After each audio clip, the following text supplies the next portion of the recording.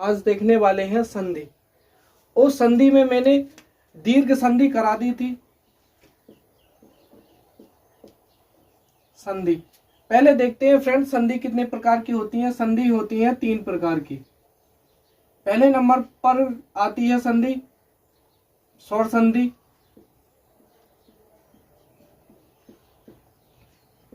और दूसरे नंबर पर आती है व्यंजन संधि,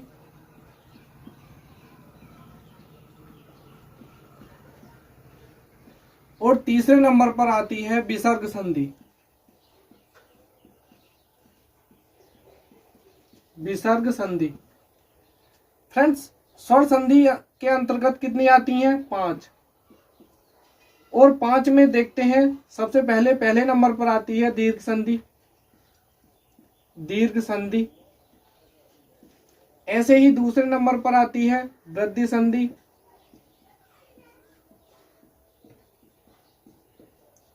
और तीसरे नंबर पर आती है गुण संधि,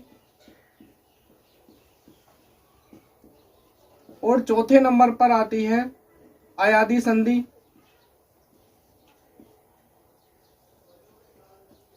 और 5वें नंबर पर आती है यण संधि।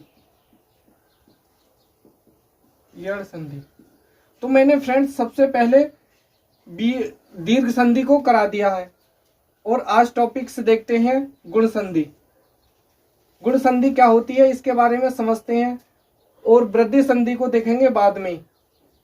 सबसे पहले टॉपिक्स उठाएंगे, आज का टॉपिक्स है हमारा गुण संधि का। चलो स्टार्ट करते हैं और देखते हैं।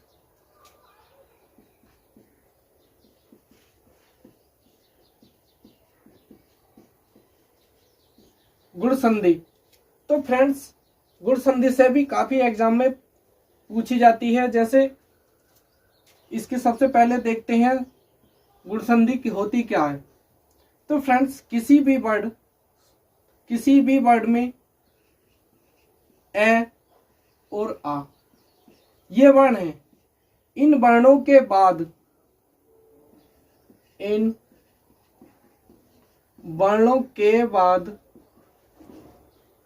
कोई भी स्वर आए तो वहां क्या होती है फ्रेंड्स? गुण संधि होती है। गुण संधि होती है। जैसे देखते हैं, जैसे ए या फिर आ, इनके बाद अगर इनके बाद वर्ण आते हैं ई या फिर बड़ी ई, तो ये क्या बन जाता है? इसका बन जाता है ए। ऐसे ही बात करते हैं ए और आ, इनके बाद यदि उ या फिर बड़ा उ ये वर्ण आते हैं तो हमारा क्या बन जाता है? ओ बन जाता है। ऐसे ही बात करते हैं ए और आ, इन वर्णों के बाद यदि ऋण आता है, ऋण स्वर आता है, तो क्या बन जाता है? अर बन जाता है। इस फॉर्मूले को याद रख लेना फ्रेंड्स, काफी इंपॉर्टेंट है। यानी कि कह सकते हैं गुण संधि। गुण संधि को क्या कह सकते हैं? वर्ण में क्या बनेगा? ए दिखाई देगा, या फिर क्या दिखाई देगा? ओ। या फिर कह सकते हैं ओ को क्या से लिख सकते हैं? ये वाली मात्रा लिख सकते हैं, और आर। ये वर्ण दिखाई देंगे, ये मात्राएं दिखाई देंगी। जिन वर्णों में ये मात्राएं आ जाती हैं तो वहां क्या होती है? गुण संधि होती है। चलो देखते हैं एग्जाम्पल के तौर से। गुण संधि के अंतर्गत देखते हैं कुछ वर्ड, जैसे महोदय। महोदय तो महोदय को कैसे तोड़ते हैं? महा प्लस उदय। यहां से क्या निकाला? देखो फ्रेंड्स, ये आ है, बड़ा आ, और यहां से क्या निकालेंगे? उ। तो यहां पे दोनों को मिलाकर क्या बन जाता है? ओ। यहां पे क्या लिखा? महोदय। ओ बना, तो यहां पे इस वर्ड में कौन संधि हो गई? गुण संधि। ऐसे ही देखते हैं परमेश्वर, परमेश्वर। तो परम प्लस ईश्वर में टूटता है ये, परम प्लस ईश्वर, ईश्वर। यहां से देखो, यहां से निकालते हैं हम छोटा ए और यहां से निकालते हैं बड़ी ई, तो इन दोनों को मिलाकर क्या बनाते हैं, ए बन जाता है। तो परमेश्वर में और महोदय में कौन सी संधि है, गुण संधि है। ऐसे ही देखते हैं सप्तऋषि। तो इस सप्तऋषि को कैसे तोड़ते हैं, सप्त प्लस ऋषि।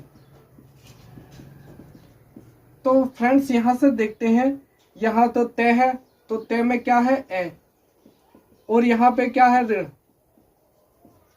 तो इन दोनों को मिला के क्या बनाता है, आर। यहां पे देखो बोलने में क्या लिख रहा है, क्या बोला जा रहा है, महर्षि।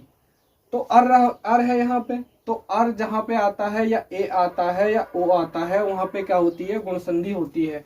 ऐसे ही और कुछ वर्ड लेते हैं, जैसे वर्ड लेते हैं रमेश। तो रमेश को कैसे तोड़ेंगे, रामा प्लस ईस। तो यहां से क्या निकाला, बड़ा आ, और यहां से क्या निकाला, बड़ी ई। इन दोनों को मिलाकर क्या बन जाता है, ए बन जाता है। तो रमेश में भी कौन संधि है, गुण संधि होती है। ऐसे ही बात करते हैं जैसे राकेश।